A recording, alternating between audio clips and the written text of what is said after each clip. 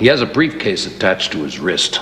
The tape recording inside has to reach Hartford in 22 hours. What's on it? Do you know anything about nuclear fusion? All right. It's a survival of the human race, Pliskin. Something you don't give a shit about. There are very few filmmakers who have had a career like John Carpenter. He has been called both the master of horror and the prince of darkness. He grew up enthralled by both westerns and low-budget 50s horror movies. In 1970, as a film student, Carpenter co-wrote and directed a film called Dark Star with Dan O'Bannon, who would go on to use many of the same ideas when he wrote Alien a decade later. In 1978, John Carpenter found huge commercial success with the movie Halloween, which he co-wrote and produced with his wife, Deborah Hill, for $300,000. Killed him. You can't kill the boogeyman. Get in there, come on, Tommy. He also did the iconic Halloween theme, which has been used in every single Halloween sequel.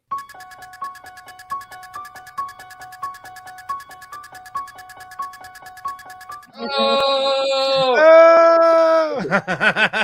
It's my jam, oh! Following the huge success of Halloween, John Carpenter made The Fog, which was also a pretty big success. After The Fog, John Carpenter went back to an old script he had written in film school but couldn't get made. This one wasn't exactly horror, but science fiction nonetheless. That script was called Escape from New York, and it was a dark, post-Watergate leftist take on a movie like Death Wish. I see the money, man. You'll have to take it. The studio wanted to use it as a vehicle for Tommy Lee Jones, who passed on it, which meant John and Deborah got to offer the role to Kurt Russell, who they originally wanted to work with again.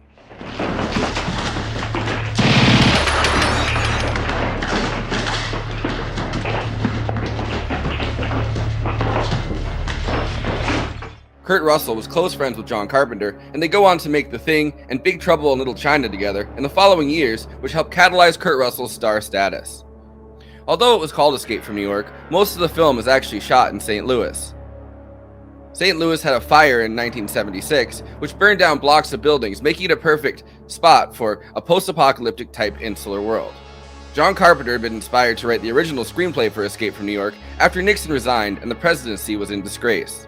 It's also a very 1970s, 1980s film because that's when the crime rate in New York City was at its worst. Carpenter imagined a version of America where crime had gotten so out of control that New York City had to be turned into an Arkham Asylum type prison. The president is played by John Carpenter's friend and Halloween star Donald Pleasance. He is kidnapped by an anti-imperialist communist liberation group. Tell this to the workers when they ask where your leader went. We, the soldiers of the National Liberation Front of America. But escapes, landing in New York City and getting kidnapped by the island's inmates. Enter Snake Plissken. Call me Snake. An ex-Special Forces operator turned criminal mastermind who was hired by New York's head of security to rescue the president in exchange for a pardon. He has 24 hours to save the president. Oops, scratch that. Now it's 22. Or a capsule will melt and explode inside of him, bursting his arteries and killing him. 22 hours, 59 minutes, 57 seconds. We talked about 24. In 22 hours, the Hartford Summit meeting will be over. China and the Soviet Union will go back home. One of the most iconic scenes involves Snake landing on the World Trade Center, never forget, Time to get paid, blow up like the World Trade. to enter into New York City. The whole city is filled with seedy character actors like the Brain, played by Harry Dean Stanton, Cabby, played by Ernest Borgnine, and Isaac Hayes as the Duke of the city. What did I teach you?